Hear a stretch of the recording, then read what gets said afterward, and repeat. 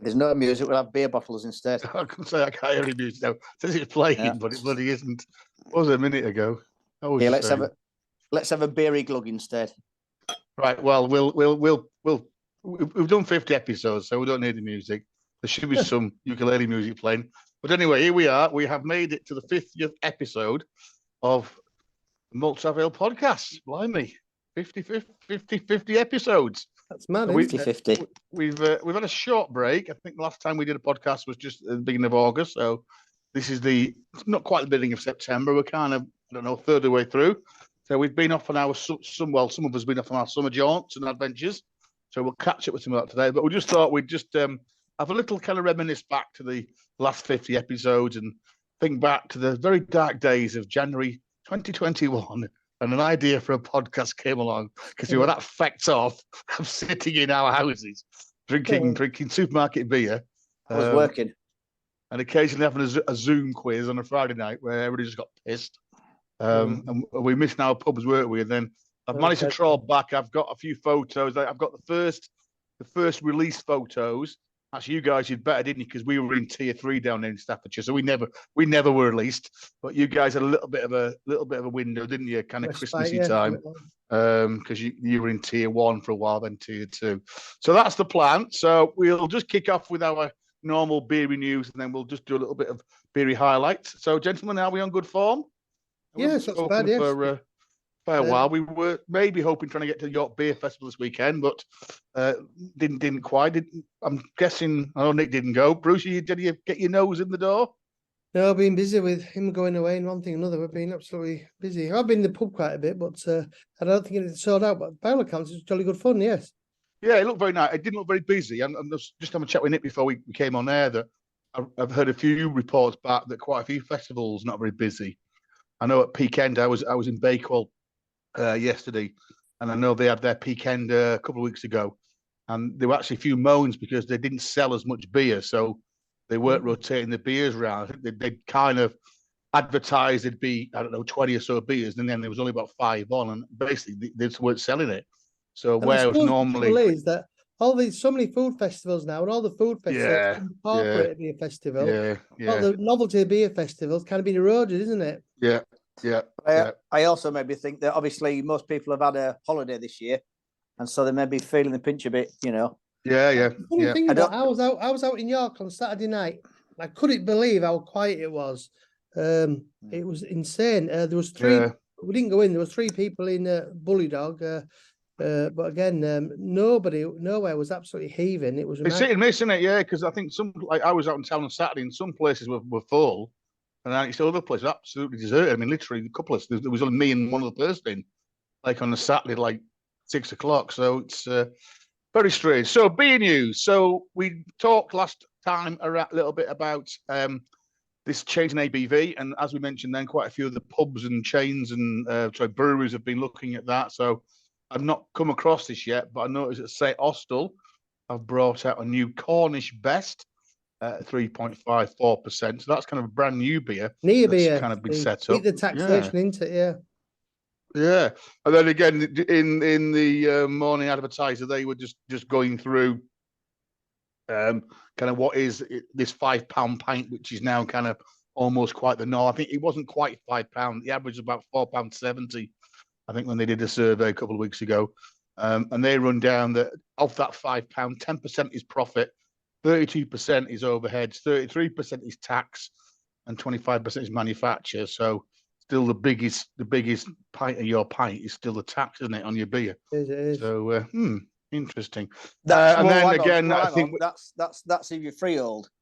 So I mean, if you are a manager or if you are in a tight pub, I would think those percentages would be quite significantly different because obviously the owners of the pub want their bite out of that as well, don't they? Yeah. And then I think people have been listening to our podcast because again we've tracked a little bit. So the Carling Marston Brewing Corporation, whatever they call these days, announced last week that they are going to close Witchwood Brewery. So I think we talked about that previously. We talked about Jennings Brewery some time ago, and obviously Tetley's. And again, I think one of the camera ladies who tweet a lot, she put on this tour of destruction. Again, for those that are on YouTube, Tetley Brewery was closed by Carlsberg in 2011. The Londonsfield Brewery was sold in 2022. Jennings was closed in 22. The Marston's Visitor Centre, the brewing centre place, was shut in 22. That's Eagle right. Brewery was sold in 22 to Dam. Ringwood Brewery, we talked about. I'm drinking some Ringwood Brewery beer now. Razorback was closed, and then Witchwood, unfortunately, again has been closed. So, and things like Hobgobbly will be then brewed in Burton. Like most other beers these days. So, yeah, I'm afraid it's another example, isn't it, of talk a good game, but then slowly just dismantle kind of the brewing. So, quite sad. I mean, as always, Sam Smiths have been in the news again, and we'll come back to Sam Smiths. So, Sam Smiths have been doing the opposite. Rather than making beer weaker, they've been making beer slightly stronger. So they've changed the ABV of their Alpine Lager, actually pushed it up to 3.4%. So I think was it 3.2 before, something like that. No, 2.8. 2.8. So they've made it a little bit stronger. Yeah. So and then look, quite a lot. In fact, Bruce, you'd mentioned this a couple of weeks ago that I think you'd been somewhere where it was £9 you'd pay for a pint or something. It was mad. And Boke and Bailey, who do a brewing podcast, they picked it up, and it kind of a lot of people jumped on as well. And they said that they were, gradually, if you've been going to Sam Smith's, especially down south, the price has been going £6, £7, £8 a bottle, and then they moved the bottles and they shrank them down to £3.30. And they said on a recent trip we paid £7 for a pint of pure brewed lager and £6 for a pint of all brewery bitter. Outrageous, isn't it? From Sam Smith's being some of the cheapest pubs in the country, it's slightly changed, hasn't it? And the London pricing is insane. I mean, around here it's still pretty good, and they are now doing a 4X again. That's 3.4%, and they've increased the dark mile. But consequently, because people have lower disposable income, Sam Smith's pub, everyone's drinking the 4X, which I have to say I did try it, and even I could drink it. So the old brewery sales are collapsing, and now he's taking the pumps out. So he's even destroying his own flagship beer. Very, very strange. Do you think the London pricing might be just to attract a certain sort of clientele rather than everybody now? I mean, it could be. I mean, obviously, again, as we keep talking about, obviously the cost of living crisis and the crisis for small companies and individual pubs is just massive, isn't it? I mean, a lot of those pubs, Sam Smith's, in London, are massive pubs, aren't they? They'll take a lot of energy to light and to heat and everything, and to upkeep. I mean, they do some nice refurbs, but it's and obviously there are still a number that are closed. I think again there's somebody else is running a new story about that, about all the pubs that are still closed. I mean, again, as you said, Bruce, some iconic pubs around the place that are still completely shut up and look like. I mean, again, it's 3 years down, isn't it now? Quite a lot have been shut, and a bit of a shame. So I did think then, because we do tend to mention in our 50 episodes, I think having flicked back a few of them, we do obviously mention two pub chains in particular quite frequently. So I just thought we'd just take a little stock and just reflect on. So Sam Smith's, we do talk about quite a lot. They are Yorkshire brewery. They were founded in 1758. They were the kind of the family that set up not just Sam's, but then, as always, a dispute, like often happens in Yorkshire brewery, set up John Smith's as well. They do have over 200 pubs and 12 hotels, which again, I don't think we've ever been. Have you been to any of their hotels? Well, I know we talked about the Seahorse is in York. That's our hotel in town. And the rooms are quite old-fashioned. They've got lovely ways to do a cracking breakfast. But they're funny little places there. But there's one in Harewood. I think it's Richmond or Kingston on Thames. They say that's absolutely cracking. I mean, look, he said there's quite a few in Yorkshire, but there are some kind of dotted about, which are kind of interesting ones. As I mentioned before, they're quite unique, all the Sam Smith's pubs, because they are very much tied houses. In that you can't even go and buy a Coca-Cola or a Pepsi, because they actually have their own Scintilla brand, and therefore all the soft drinks. But again, I think they're all vegan, aren't they? It says there. Their own soft drinks, which they make as well. And although they don't make their own spirits, they only buy it from one place, which is Walkers and Scott's Wine and Spirits. So again, they are quite unique, and I think they're all labelled Sam Smiths, aren't they? I don't think they've got any other labels on them. Walker and Scott, Scott and Walker and Scott, which I think have been closely linked, and they still do have the biggest team of Shire horses in the world. I can't really check this, but apparently they used to have quite recently the world's biggest horse, Extra Stout, who was stabled in Tadcaster. If you go to the Angel of White Horse, you can go out the back, but it's closed presently. Yeah, but it's shut. Yes, I'm going to say, yeah. We had a quick Doesn't Budweiser, don't they have horses? Yeah, they do have them. Yeah, I would have thought they would have more than Sam Smith's, because, like you say, Bruce, the only ones that Sam Smiths have are stable in Tadcaster. Yeah, no, it did say, I think Wikipedia, whatever, did say that Sam Smith still have more than even Budweiser, which I guess is again slight quirkiness. And then actually, when I was walking, so I went to Bakewell and I had a little walk and into Bakewell down the lovely Manifold track, and I was listening to a podcast about Wetherspoons, just the other chain that we talk about a lot. And again, they've been in the news quite recently as well. There's some suggestion. Don't know if you picked this up, because obviously they've got 30 pubs for sale now. And there's been quite a bit of kickback, and quite a lot of kind of resident groups are now saying we want don't get rid of our Wetherspoons. So I think it's Haringey, where there's quite a lot of which is backlash, which you thought would be the opposite. But what they're saying is it should be a community asset.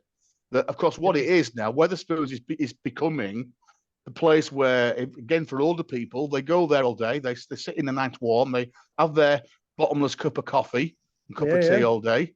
It's warm. They meet other people, and actually saying so. There are some suggestions there. Not if it's St Albans, Mike. Don't you remember they were on 6 or 7 pints of Stella?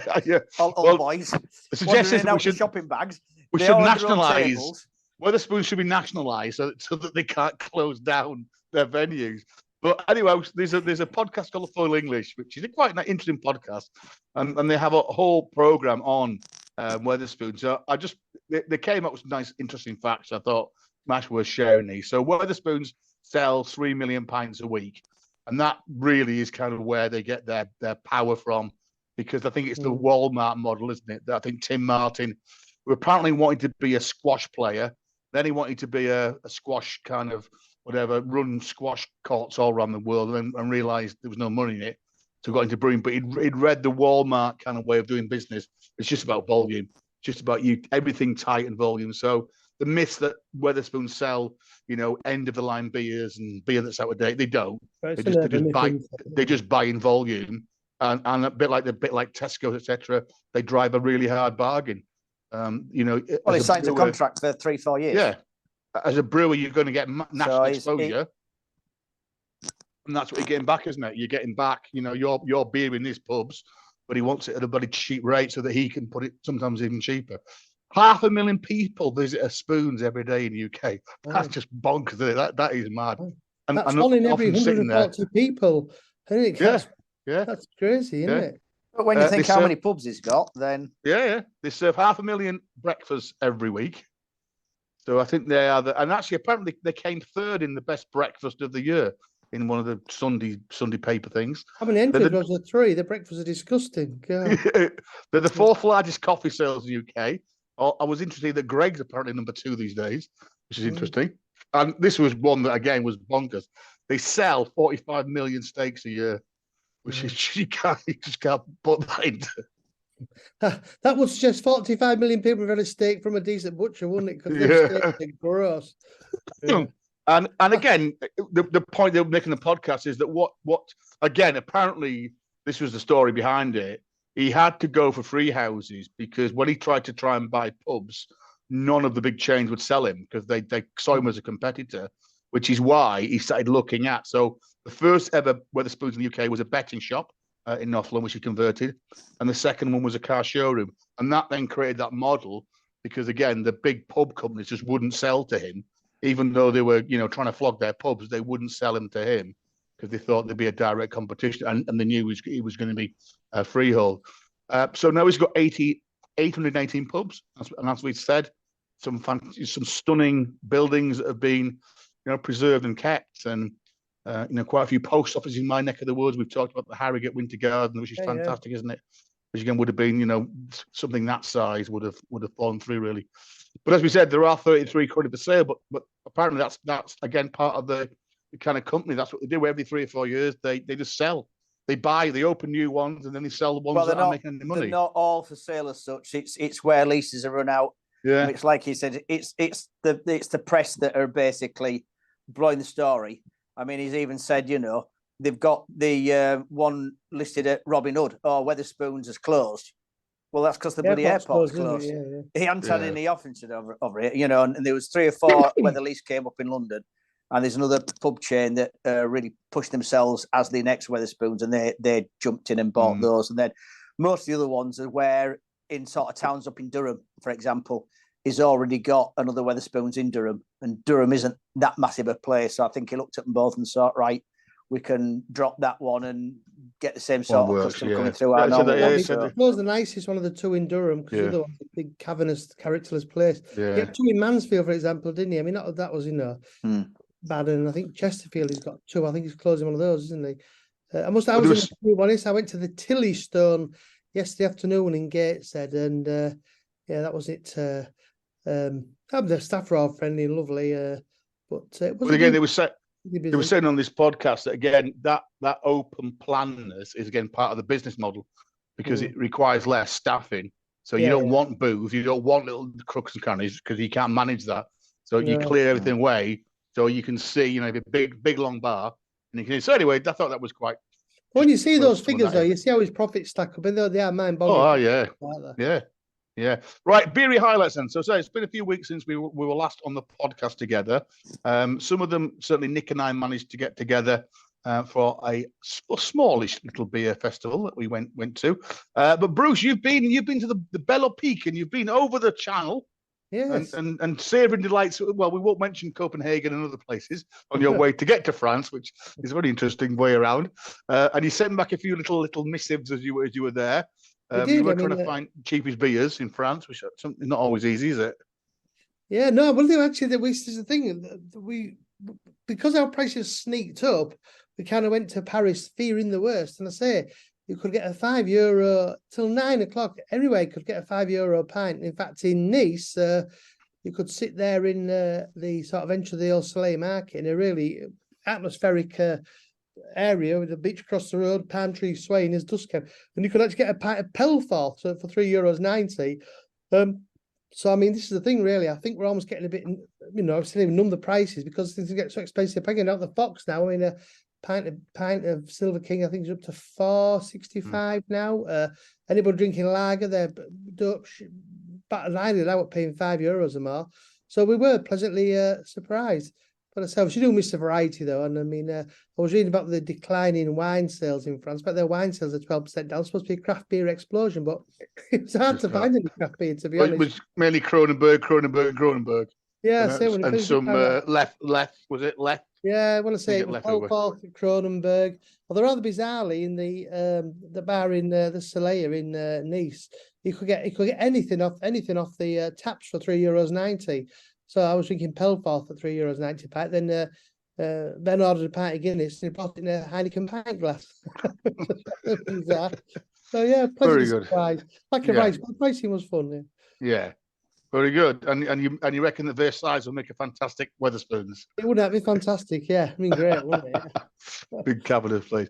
Very good. Well, I had a kind of little mini trip actually. And when we did an episode of Manchester earlier in the summer, and we managed to, we went to Marble, and Marble Arch was on Strictly Come Dancing on Saturday night by all accounts. Was it? The pub where apparently one of them was drinking in there for some reason.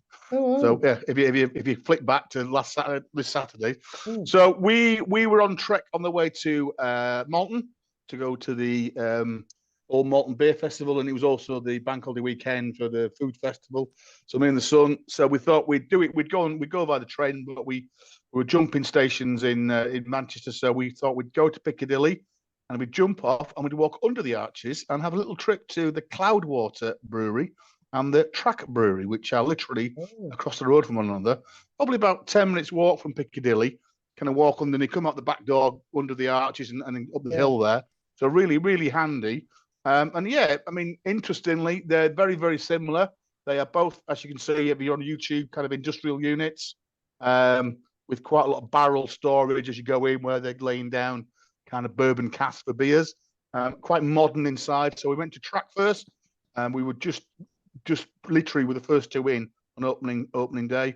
Again, see for those on YouTube, a massive beer list. probably about, I think there were 30 beers that they were available. Not as much cask, about 4 cask, and the rest were on keg as well. But quite a nice little brewery, very all open plan. So seating area, as you can see again on the pictures there, and then to the left of where the bar guy is, that's where the brewery is, and it's all open plan. There's no glass or anything in track; it's just all there. You just, and the brewers are walking around and doing stuff, so quite pleasant. And then you literally come out of that brewery and look across the way, and across the way is Unit 9 tap room, and that's the Cloudwater Brewery and tap room as well, which again is a similar kind of unit, a little bit different when you go upstairs. And again, if you look, again, if you're on YouTube, on the right of there was, probably the most laid back tap room I've ever been in, with kind of lounging areas and kind of cushions and things you could sit down. As you can see, it wasn't particularly busy on this was it Thursday or Friday, bank holiday weekend, so it wasn't busy. What was quite nice though was that they had cherry popsicle, a soda on draft, which was quite nice. So the son wasn't quite 18 yet, so he quite enjoyed having a pint of that, which I think it was quite good for tap to have that. And it was bloody nice actually. Are those holes in the table? I think they put it's a bit arty. Yeah, there might be holes, there might be mirrors. And they've got some very impressive barrels. Again, not quite as many beers on. And I would say the beer wasn't quite as good as the beer across in track. But was very nice. And so again, if you have got an hour to spare, definitely worth 10 minutes up. You get 20 minutes in each one and get back to Piccadilly and jump on the train. So Track Brewery Tap and Cloudwater Brewery Tap. And then we got to our little one of Nick's locals to the we went on the Friday night, didn't we, Nick? Yeah, the Friday. Malton Royal Oak Beer Festival, which was better because it was steady on. We managed to get a seat, and it was just comfortably busy, wasn't it? Yeah, I understand Saturday was mad, but that's because the bigger bands were on a Saturday night, and they take quite a following with them anyway. So quite nice. 12 beers on. Again, there was a bit of a ticket system, but in the end, they said, "Oh, just buy what you want." So I think we managed to work our way through all 12 beers. We didn't quite have 12 pints of everything. I think between us, we kind of had one. And we shared, we got a couple of halves, didn't we? Again, quite a nice range. I think Steve's always quite good, isn't he? The landlord in pails, and there was a passion fruit one, there was a stout. I think they were all local, weren't they, Nick? I think pretty much.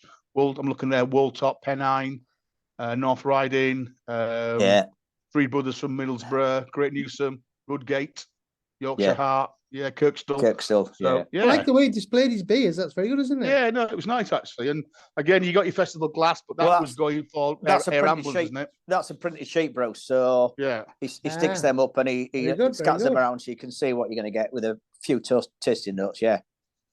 And the weather was still quite good, so we were sat outside for time we were there. Got a bit cooler later on. It got a little bit dark, but again, a nice mission. So yeah, very, very, very nice. So Nicholas, you've been not too far because you've been working again. So a little summary of your kind of last couple of weeks on the pictures for us. Yeah, well, first week I was on a 7-dayer. We had a couple of big busy days. Bank holiday weekend, obviously, when you were up, I was working then, and then 7 days to into our big event, our big remembrance event. So I already managed to get out. I got out for one middle of week when we'd been out for something to eat, calling it Malton Royal Oak, but quite a nice trio on in there. Once again, Steve always tries to go for a light, a medium, and a dark one. So, and he always offers on the third. So what I do midweek is I have a third of each and then see which one I like the best, and then have a pint of that. So he had Yorkshire Heart to the side on. He had Great Newsom Red Admiral, which is quite a newish one for them, I think. And then a Kirkstall Black Band. And out of the three, the to the side was the standout one. It was really nice. It was easily drinkable, quite fruity to it as well. So that was a really good one. And then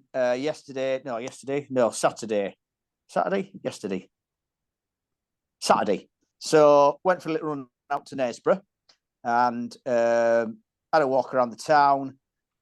Missed the Wetherspoons out, but persuaded my other half to have a walk by the station. Said to her, there's a little antique shop on the station there that I always have rummaged in. Obviously, you two guessed where I was heading to.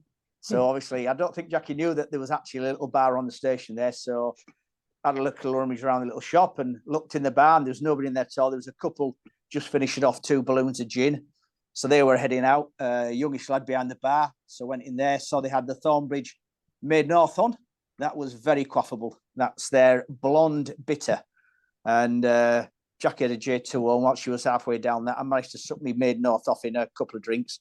So I said, I'm just going to pop in and try their own, which is, it's actually owned by the Guerrilla Brewing company that based over in Mexborough.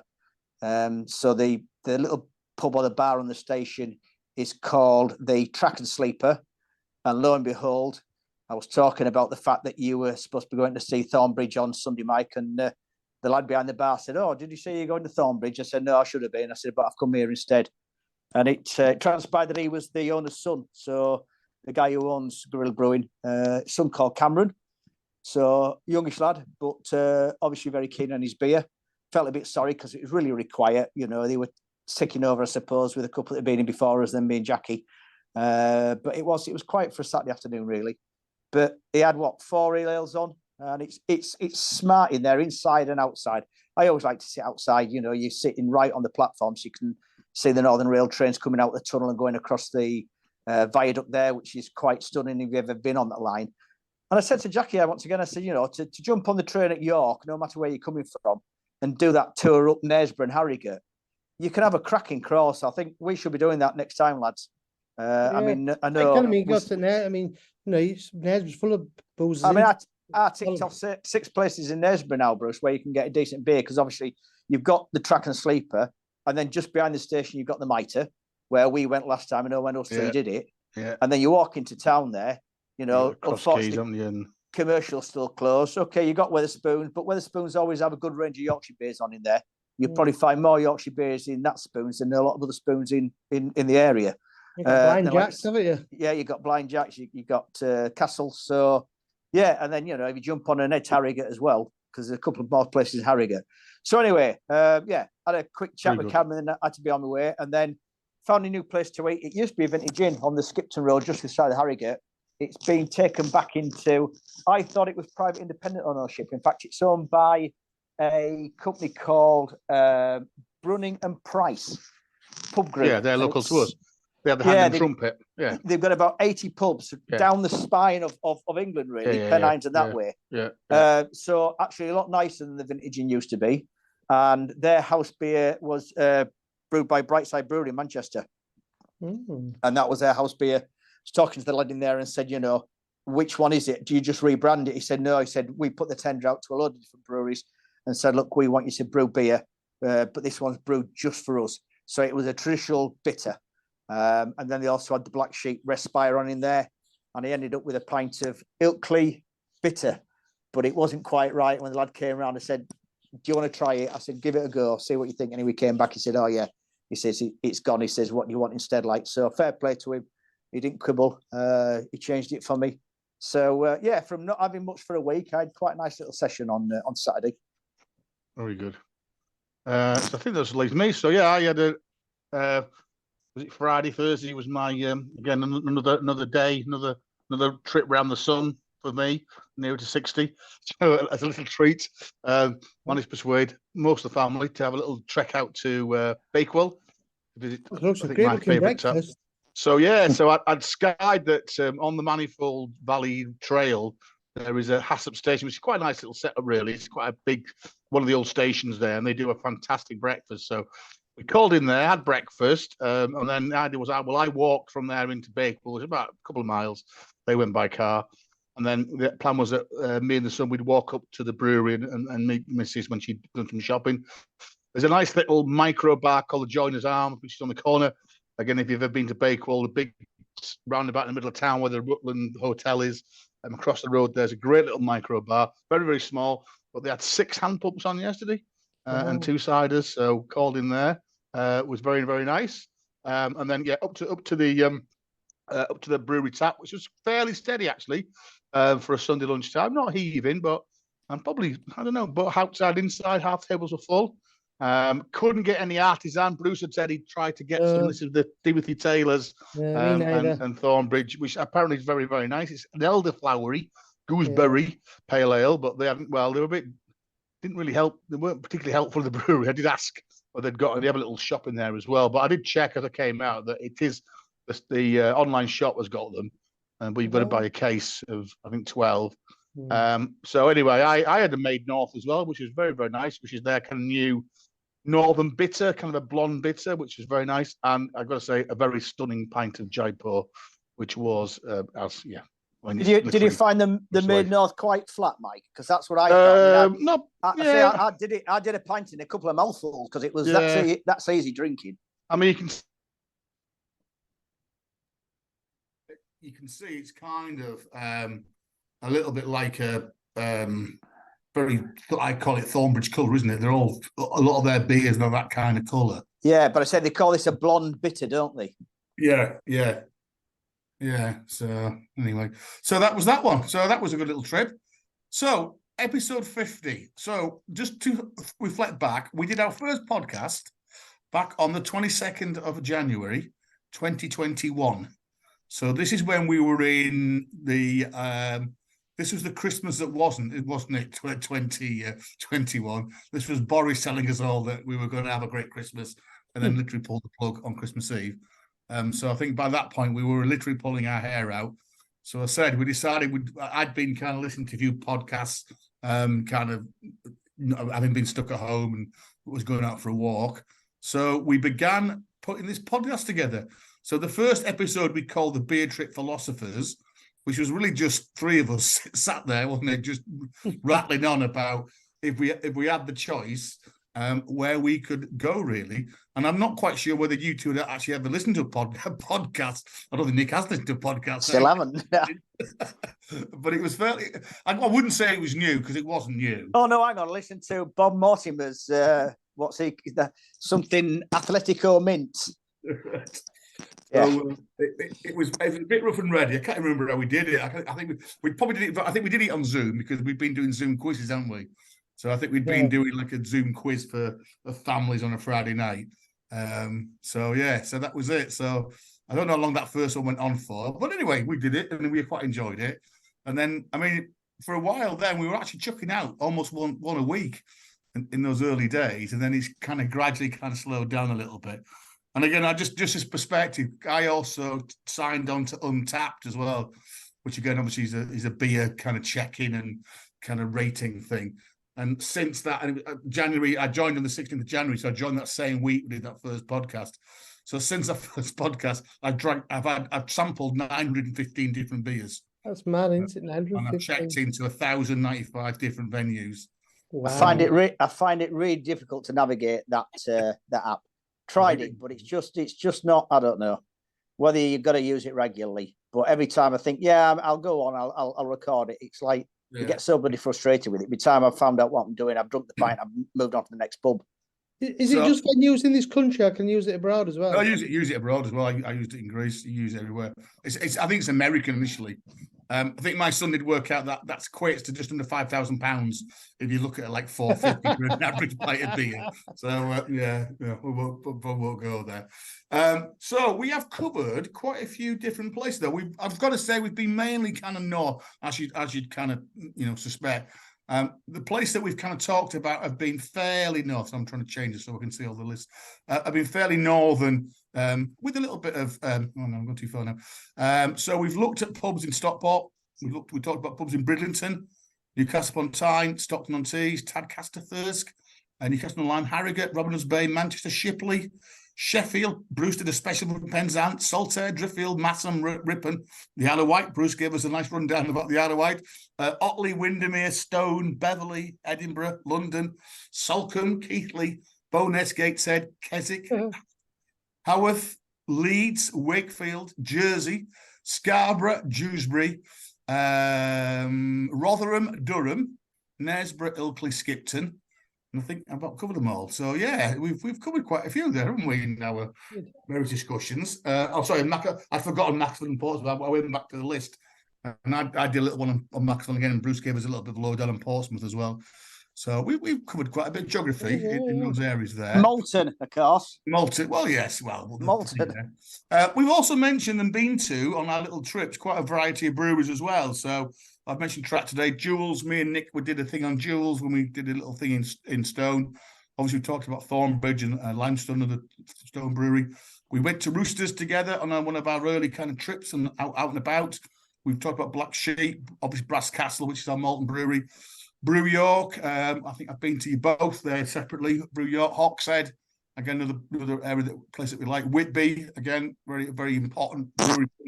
Marble, Winkle, Coalbath Brewing in Harrogate. Nick mentioned Harrogate before. Obviously, what local me Titanic, the Windermere Brewing Company, who are based at the Watermill at Ings, and Cloudwater's mentioned. So quite a few of those as well. We have tried, maybe not quite successfully, and I still think our next step is some live recording. So, yes, we had some strange, strange whatevers. So we also like Unox, that was on the station, and the estate near Harrogate. Our first live podcast was actually we did start, I think, in the Shambles Inn in York, and then we moved to College Green, didn't we? And that was one of the very early on that when. That's why I had 2 pints of Rudgate Ruby Mild, not to eat, straight from work. Yes, you got very blah, blah, blah, blah. By end at night, I was a bit, without any technical requirements, you were giggling.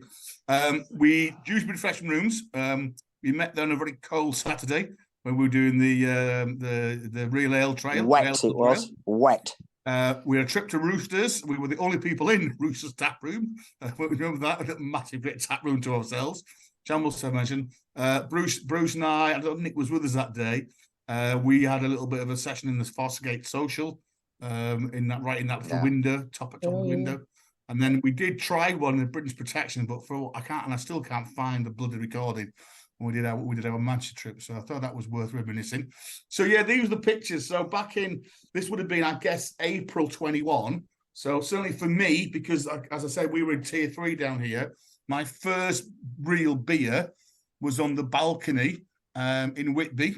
At Whitby, yeah. On the what's that one called? What's that one called? Not the Harbour Master. No, it's not the Fisherman's Wife. Oh, yeah, it's... the one. No, the Wharf. It's just called the Wharf, isn't it? The Wharf, Yeah. The Wharf, yeah. The Wharf. And then obviously the brewery, again, the Whitby Brewery up on the top there, because they had that lovely big courtyard. Again, they were able to open that early. So that was my first ever. I think that was my first beer on that. You look at the state of our hair as well. You can tell we've been locked down. I think that was my first beer for something like 6 months, because we'd been locked down all the way through the winter, all the way through autumn. You guys were okay. You kind of stayed out of it a little bit. And I think, Bruce, again, you couldn't meet us that weekend, but I think that was the same weekend. And that looks like, is that the Shambles? That's the Shambles Tavern, yeah, that's the Shambles Tavern. Back at Shambles Tavern, because again, they had that outdoor area as well. So it's hard to remember, isn't it, that? And I did, as we look at some of these other photos here, we've mentioned the Mitre. There's Nick and Bruce outside the Mitre with bloody face masks on. Because again, there was that stupid rules where that was bonkers, wasn't it? If you were moving around or if you were sat down waiting to be served, you had to keep your mask on. Then as soon as you got your beer, you could take your mask off, and all that palaver about sausage rolls and having a substantial meal. It was madness, wasn't it? It was crackers, yes. So we looked quite. I think that was Nicholas. Yes, as Nicholas mentioned, I think that was our trip round York when we met in the. We're in again a great little thing, wasn't it, in College Green? Because actually, it's funny you mention all that madness, because if you saw the news tonight, it transpired that after Boris Johnson came back to Downing Street after spelling hospital, his behaviour is so erratic and he's out of control. They were going to ask the Queen to speak to him to behave. That's all that, yeah. It's absolutely crap. Yeah. But that was great, because in College Green they put out a load of seats. Did they give York City Council due? All the pubs could do takeaway beers. And within that space, there's about 3-4 different pubs in that kind of area, isn't there? Yeah. So they're not doing it this year, which is a real shame. No, it is, yeah. So that was us. And I think, as Nick says, that's after about 4 pints straight from work, and he's had nothing to eat all day, and he's already looking a little bit green by that point. It was very good. So again, just to run through then. So again, it's amazing. So as I say, the first kind of 3 podcasts, we weren't really kind of sure what we were going to do. So we did Beer Trip Philosophers. We then did Orwellian Thoughts. So we took the underwater concept, which has now become a podcast for some twats off Radio 5, and talked about what our perfect pub would be. Yeah. We then talked about the Good Beer Guide, and we thought how that often helped us. And then we sat to do our tours. So we did West from York. So we did kind of Skipton and Ilkley. We did Hull and East Riding. We did the Real Ale Pennine Trail. We did Leeds. Nick did a kind of offshoot, and we did the labels and logos and reflections. I'm sure he'll tell us that still is one of our most downloaded episodes we've ever done. 50. YouTube it is, YouTube it is. We then spent a number went international with that one. number of weeks looking at York, and in between we did North Yorkshire Moors Railway, and had a special guest on there. Not quite live from the Yorkshire Railway, but Bruce's nephew, Kieran, came on and gave us a little bit of an update and told. I think that was when they'd just been filming. I think with what's his face, with the Tom Cruise. yeah, East Reflection. We did York. We did quite a few Yorks. We did Sheffield. We did London. We then were on the road live with a trip to Harrogate and Nesborough. We then talked about Newcastle upon Tyne. We then did the Lake District. We then had an end of summer. Then we did Whitby. We then did Bruce did the Isle of Wight for us and Southern Ports. Yeah. I then did Jersey. Nick then went for a 9-pint pub crawl around London on his own and told us all about that. You guys went off to Wacky and Castleford and came back with tales of interesting there. Do that I again. did something on Macclesfield, which was again, I think that was I did my face on it. It came up this week. We then did Christmas. Oh yeah, the best pub for Christmas, which I thought was a good episode. Then we did Stone. Me and Nick had a session in Stone. We were looking back and forward, kind of New Year's version. Me and Nick went to Tadcaster and met up with Bruce in York a bit later on. We then had a beer ramble around the Lake District in Amble. We then began doing an A to Z, where every week we drew out 3 letters from a Scrabble bag, and we could talk about a pub, a place, or a particular beer. So that kept us going for quite a while, didn't it? All the way up to episode 40. Me and Nick then went on the quest for some stones in Sheffield. So we had quite a nice little session in Sheffield. We then had, me and Bruce had a session in York where I was looking for some lost brewers of York. We then had a bit of a break and we came back and then we started on Malton. And that took us about 4 or 5 episodes to cover Malton. And then more recently, we had a trip to Manchester and Stockport, where again, we were all together and we played back on that. And then I think that just about brings us up to date, doesn't it? So, yeah. So a few highlights here. There's Nicholas and Bruce looking very quizzical in Rooster's tap room. Roosters. That was before we started drinking the mad stuff that I then got us bourbon laid down stuff, and sours. There's Nick and Bruce in the very nice Thornbridge Market Cat, yes, in one of the little That's booths. when that person wouldn't let us go upstairs, would he? Yeah. He forced us into that downstairs booth, and I was saying, no, I want to go upstairs. No, we want you gentlemen to sit there. I think so they could keep a bloody eye on us. And I think we're on Jaipur then, by the looks of it. We're all on Jaipur. This is Nick at the Malton Beer Town. So stroking a barrel of porter there, I think I was. Stroking a very strong barrel of gravity. It was in the wood, that one, wasn't it? Yeah, it was indeed. This was mine and Nick's trip to Sheffield. That's outside of Rutland, which is again I think the pick of the day. We managed to find some stones up on Eccleshall Road, and we also had a little bit of homage to Henderson's Relish.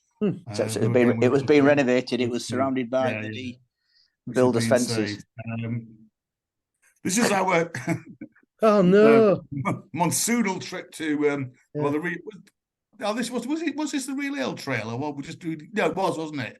Yeah, because we got off because we met in Dewsbury and then we went to Huddersfield. So we had quite a nice drink in the Rat in Huddersfield, and then the Evans opened. So we did manage to get to the Grapes, didn't we?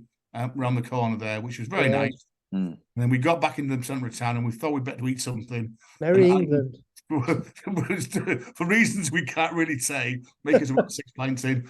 We ended up going to Merry England, one of the few Merry Englands still left in the UK, in Huddersfield Town Centre. You can't believe this. Merry England have actually opened a drive-through in Huddersfield now. And even the people in there can't believe it. Had a very emancipated hot beef sandwich, which didn't quite so. Is a drive-through man without women as well as everywhere else? It was just extraordinary. I can't believe they did that. Yeah. And then you can see a queue of people in mobility scooters waiting for, can't you? Yeah. And then we ended up. Have you got a toilet? We ended up at the King's Head on the station, which is just full of wet people dripping. And then jumped the train. Then actually, by the time we got to Marston, it wasn't so bad, was it? By the time no. It wasn't bad. And then we finished up in a very, very busy Stalybridge Buffet Bar, which slightly kind of, I would say downer, but it was just very busy, and it was full of people like us who'd been out drinking all day. Yeah, well, so, and then Slough was a bit mad, wasn't it? Yeah. So I think this was the second half of our Tadcaster trip, Nick, and there's a nice blazing fire there in the Phoenix. Oh yeah. I did have to mention pies. So Bruce there is very neatly just shoveling a pie in for us. And then we're in the Acorn, aren't we? The top one there is in the Acorn, where I think again I think that's where you met us when we got off the bus from Taddy. And I think remember it was quite a cold day, so a nice little tour around New York as well. So yeah, a little reminisce really. What do you think the best pint is you've had? Your phone's ringing, Christine. What do you think the best pint you've had this time? Phone. 1 second. I still remember the Citra that me and Bruce had in Wakefield. It was the first pint of the day, and you always, if you're going out on a session, you always want the first one to be a good one. Christine, and it's and I can't remember the name of the spot now. It's just down a little side street. It's not a traditional pub. Yeah. Just saying, Bruce. I still remember that first pint Citra we had in Wakefield. First pint of the day. Yeah. And I say I don't know why it's because when you're going to have 5, 6, 7, 8, 9, 10 over the space across a day, you want the first one to be memorable and to start it off like, and it was a good one. Yeah. Yeah. I think Wakefield was. Please went to Wakefield. Have to go. Expected pleasure, really, wasn't it, Bruce? I don't know that we're expecting much, and Wakefield has got a bit of a down at heel image to it, but it was just everything worked so well in terms that there was a circular route. We weren't hitting it too hard, but between pubs there was a little bit to see or a little bit of a diversion. Very different drinking holes. I mean, from that was sort of more like it wasn't really traditional pub, was it? No. And then obviously you had the Red Shed, which was the Labour Club, which was quite unique. Yeah. You had a couple of the Coal Hole. It's a very traditional pub. I think they reckon that's the only pub still selling real ale. And then we ended up at Clark's as well, didn't we? Which is a very, very big traditional pub as well. So I think that the places we were drinking were quite different. But that Fernandez Brewery tap was fantastic, wasn't it? That's right. Yeah, that as well. Like upstairs there with all the brewery area, all the pub signs. So no, definitely Wakefield. I don't know whether we'd be disappointed we go back because you would think hopefully all those drinking places are still open and still running, Bruce. But you just don't know nowadays, do you? No, it's tough. No. Because you say it was a unexpected, fantastic drink. I really enjoyed it, especially when it got dark and the last pub went to was fab, wasn't it? Yeah, I think I can probably say that the best pint. I think this year the best pint I've certainly had. The Yorkshire Show, Cold Bath Brewing Company from Harrogate were there with a little stand. I tell you what, their beer is excellent. Excellent beer, Cold Bath beer. But the most disappointing pint was the bloody Irish pub in Manchester. Was supposed to be Britain's best Guinness. That was so disappointing. Yeah. That was so disappointing. Yeah, I think the whole point of us being real ale drinkers, you can't name a decent pint. I'm sure if you drunk Guinness or drunk lager, you could say, well, that's where you're going to get your best pint of Stella, or that's where you're going to get your best pint of Guinness. But it all depends what mood you're in, and that's the beauty about beer, isn't it? It's like wine drinkers who say, you can have a different style, a different type of wine every day of the year, and so you can with beer. So in respect of what we've got over here, it's been sad to see quite a few breweries. I mean, I think the real ale scene has reached saturation point in terms of breweries opening now, and obviously quite a few have fallen by the wayside. But in terms of the choice that you still have, and certainly around here, in the pubs where we know to go now, when you can have a minimum of 2 to 3 handfuls on the bar, you can have up to like where you were, you can have 20 or 30 in some of these breweries. We're so very, very fortunate. And, if the French are just picking up on this now that, hang on, beer's better than wine, then all to the good, really. I was just checking back because I think it was actually one of those trips to York. I met you in the Phoenix, Bruce, and just before that you'd come in with Evie, the guy had just changed the landlord, and there were 2 or 3 guys in front of me, and the lad behind the bar says, it's on good form, it looks really nice, he poured it off, and they had it, and I said, yeah, and it was. So I must admit, I had some Boltmaker was it Thursday night, and yeah, it was all right, but it wasn't anything like. But that Timothy Taylor's in the Phoenix in York was just about. But I've got to say that Jai pouring from the brewery in the brewery. Is very, very nice. So yeah, no, like you say, I think the trips that we went on were really good, and that's something that, again, you know, that day we had out in Harrogate was really nice. And I think to me, just remembering those days we had in York, especially early doors when we were just kind of coming out of lockdown. They were really, you know, you want to drink beer. York's a great place to drink beer, isn't it? Can't really do. Yeah. Some place not to aim to go, but I think we should have been to Norwich drinking. Norwich seems to have an awful lot of fantastic. Long way to go. We have to go to Norwich. Not easy to get to either. I know. So that's where we're up to. So again, as always, we don't really know what we're doing next. So I think we're going to probably have to have a meet up and have a chat about where we go for episode 51. It's likely to be probably, I think the way that we're all kind of running around now, it's probably going to be a monthly thing now. I think the weekly ones were great, but it killed you trying to get one every week. Me and you'll be planning our Christmas do, will we, bro? Yeah, well, absolutely. Yeah, well, we need to get together on that one, don't we? Definitely need to try and find a mutual venue for that. Well, three of us for a weekend, and then me and Bruce, you can normally sneak a day during the week, can't you, Bruce? Once I'm on to after November, Mondays to Fridays. So have a look at that. Yeah, well, I've got some days free as well, so good. Clear out for some decent rail offers, and then there we go. Very good. Right. Cheers, gents. I will try and play some music, but I don't know if it will. Oh, there, we've got music this time. So, yes, till next time. Cheers. Did I see you? Oh, that was one. Cheers. Hang on. I was on Bradfield Farmers Blonde tonight.